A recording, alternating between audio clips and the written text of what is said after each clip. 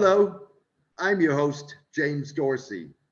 Diplomats, policymakers, investors, executives, journalists, and academics listen to my twice-weekly podcast and/or read my syndicated newsletter that is republished by media across the globe. Maintaining free distribution ensures that the podcast and newsletter have maximum impact. Paid subscribers help me cover the monthly cost of producing the newsletter and podcast. Please consider becoming a paid subscriber. You can do so by clicking on Substack on the subscription button at www.jamesmdorsey.substack.com and choosing one of the subscription options. Or support me on Patreon at patreon.com/MideastSoccer. Please join me for my next podcast in the coming days. Thank you, take care, and best wishes. The world's largest, most moderate Muslim civil society movement has called for abolishing the concept of a caliphate in Islamic law. In a radical break with Islamic orthodoxy, Indonesia's Nahdlatul Ulama, or Revival of Islamic Scholars, wants to replace the concept with notions of the nation state and the United Nations that are non-existent in Islamic legal tradition. The reform is one pillar of the Indonesian movement's campaign to update, or in its words, recontextualize Islamic law, free it from obsolete or outdated concepts, and deprive militants and jihadists of the ability to employ references to the Sharia to justify their theology, extremism, and violence. Islamic scholars from across the globe discussed the call in February at a day-long gathering in the Javan city of Surabaya. The call was made public at a commemoration of Nahdlatul Ulama's centennial, according to the Hijra calendar, attended by more than 1 million people and Indonesian President Joko Widodo.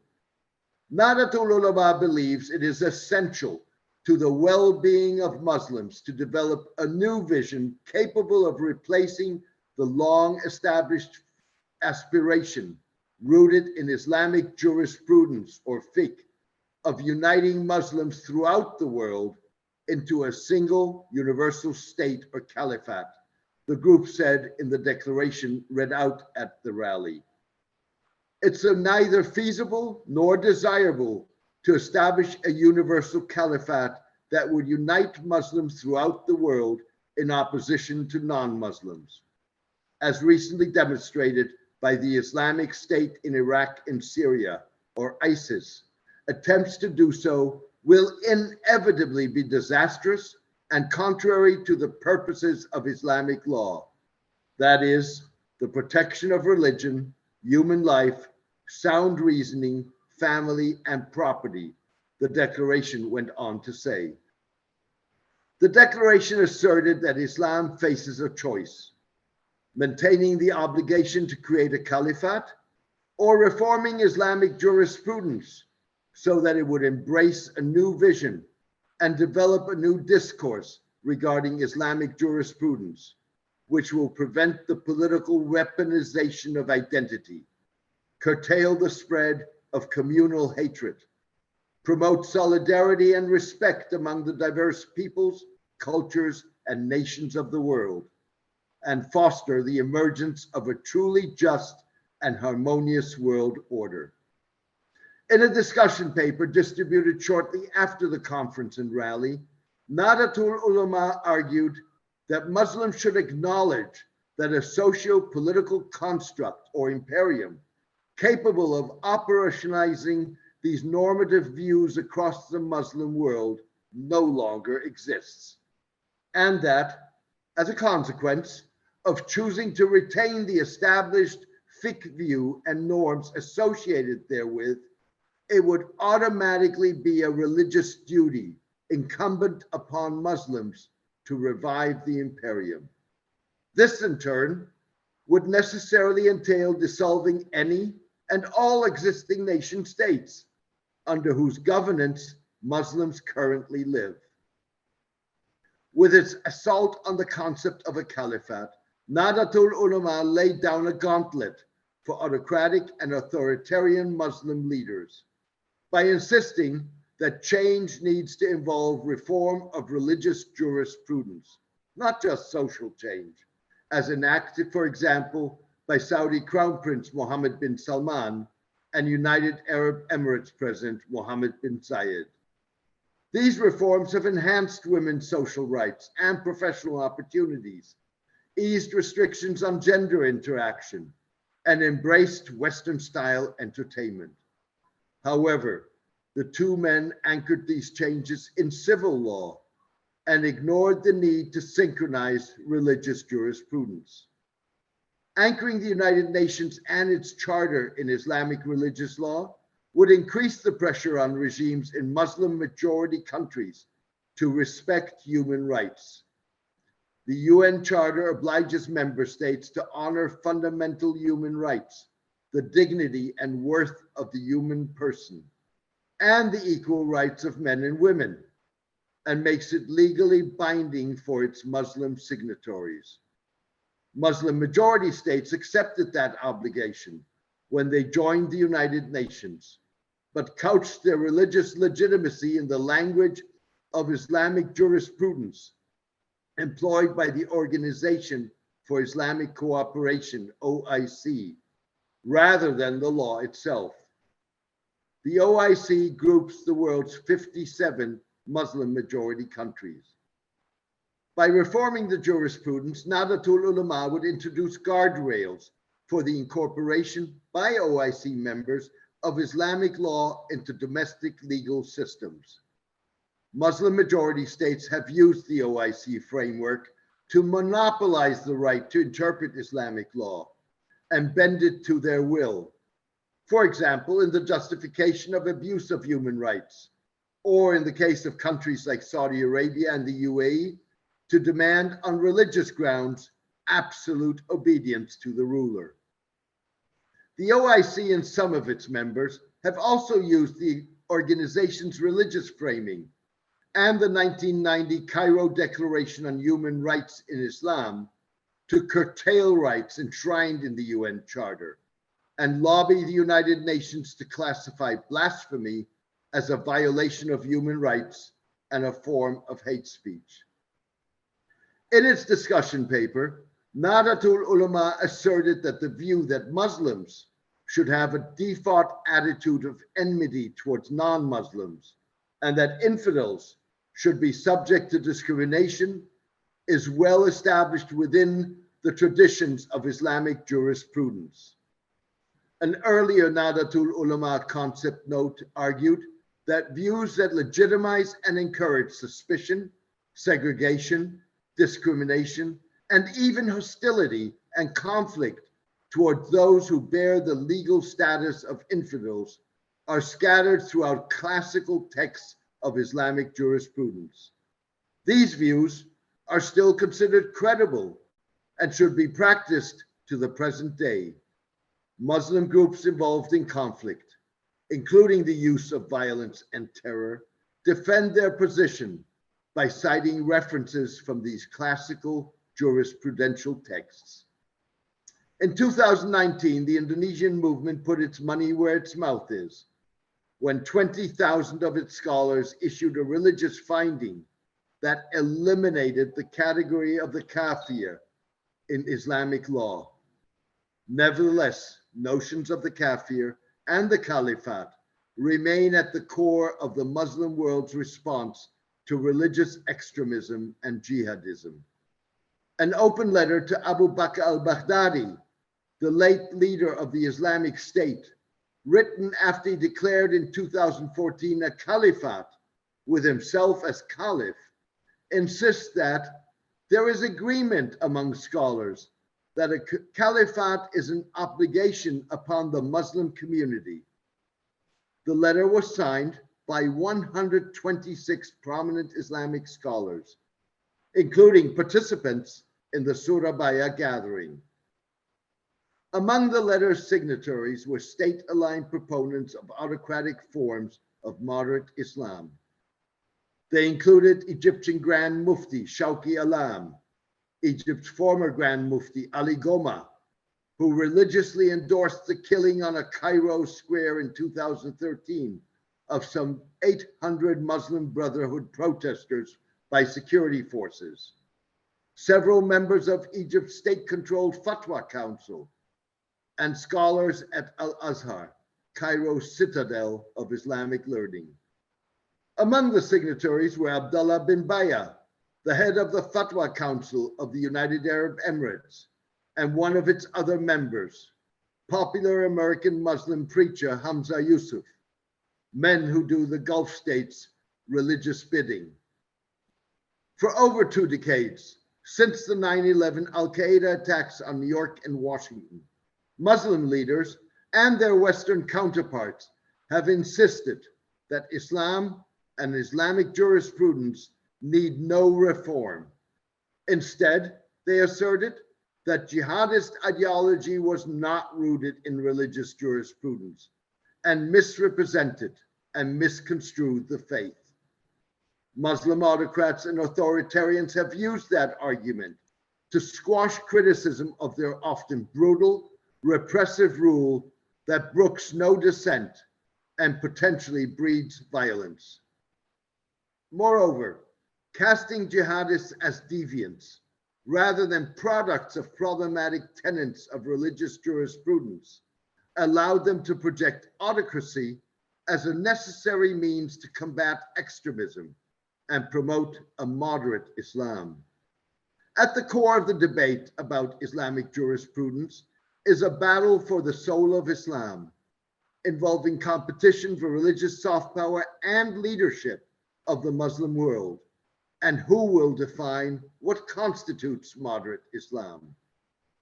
The battle pits Nahdlatul Ulama's concept of humanitarian Islam, which calls for religious reform and unambiguously endorses pluralism, the United Nations Charter, and the Universal Declaration of Human Rights, against an autocratic definition of moderate Islam that rejects religious and political reform, but supports a formalistic, ceremonial form of interfaith dialogue and the loosening of social restrictions long advocated by Orthodox Islam. Autocrats and their clerical surrogates ignore Nahdlatul Ulama at their peril.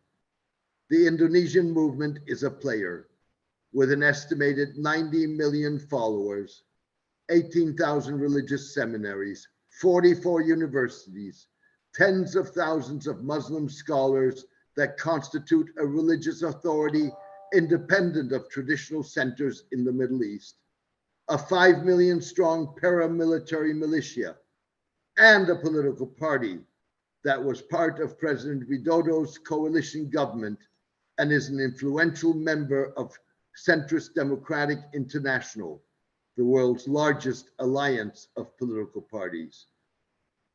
The degree to which Nahdlatul Ulama threatens proponents of an autocratic definition of moderate Islam was reflected in how prominent state-aligned Islamic scholars responded to invitations to attend the Surabaya conference.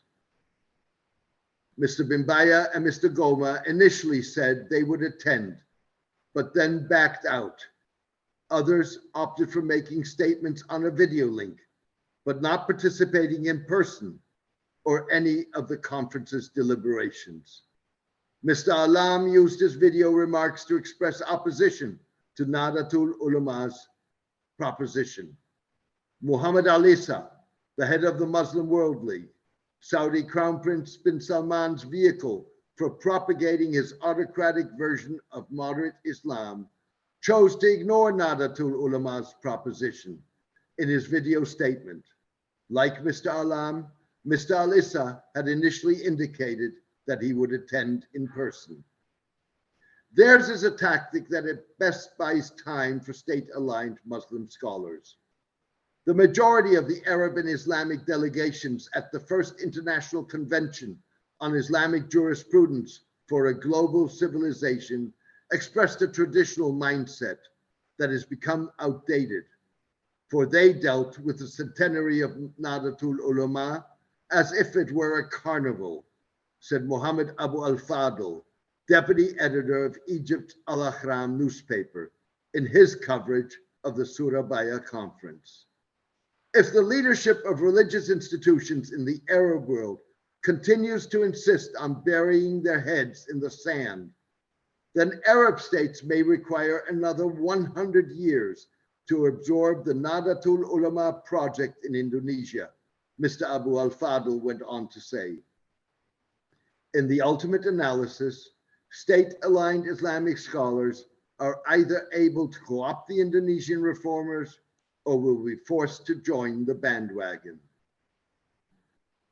So far, efforts to co-opt Nahdlatul Ulama have failed. These efforts included the Muslim World League joining Nahdlatul Ulama in hosting the November 2022 Religion Forum 20, or R20, a summit of religious leaders in Bali on the eve of the meeting of leaders of the Group of 20, G20, that groups the world's largest economies. Indonesia, last year's G20 chair, designated the R20 as an official G20 engagement party. To be sure, Nahdlatul Ulama's jurisprudential reform is not binding in a Muslim world where religious legal authority is decentralized. Nevertheless, influential commentators in Saudi Arabia and Egypt echoed Nahdlatul Ulama's call for religious reform without referencing the Indonesian group. All religious institutions must work to create contemporary jurisprudence. The Islamic world is waiting for Saudi Arabia to lead it towards contemporary jurisprudence, said Okaz newspaper columnist and Jeddah-based lawyer Osama al-Yamani. Earlier, journalist Mamdouh al-Muhaimi proposed top-down Martin Luther-like religious reforms that would be led by Mr. bin Salman, even though the writer stopped short of identifying the crown prince by name. There are dozens or perhaps thousands of Luthers of Islam. As such, the question of where is the Luther of Islam is wrong. It should instead be, where is Islam's Frederick the Great, the King of Prussia, who earned the title of enlightened despot, embraced major philosophers in Europe like Kant and Voltaire, and gave them the freedom to think and carry out scientific research, Mr. al-Muhaimi said. The journalist's comments suggested that at the very least, Nahdlatul Ulama has laid down a marker that other Muslim religious authorities will ultimately be unable to ignore if they want recognition as proponents of a genuinely moderate Islam. Commenting on Nahdlatul Ulama's campaign, Mr. Abu al-Fadl, the Al-Ahram editor, asserted that Middle Eastern Islamic scholars risk missing the boat. The majority of Muslims look to the Arab world for guidance, and the failure of this region's Muslim religious scholars to keep up with the transformations taking place lead to the rug being pulled out from under them. For the openness adopted by Nahdlatul Ulama and its new chairman, Yahya Cholil Stakuf, will not stop at one specific country or region, Mr. Abu al-Fadl said. Thank you for joining me today. I hope you enjoyed the podcast. Diplomats, policymakers, investors, executives, journalists, and academics listen to my twice-weekly podcast and or read my syndicated newsletter that is republished by media across the globe. Maintaining free distribution ensures that the podcast and newsletter have maximum impact. Paid subscribers help me cover the monthly cost of producing the newsletter and podcast. Please consider becoming a paid subscriber. You can do so by clicking on Substack on the subscription button at www.jamesmdorsey.substack.com and choosing one of the subscription options. Or support me on Patreon at patreon.com/ /Mideast Soccer. Please join me for my next podcast in the coming days. Thank you. Take care and best wishes.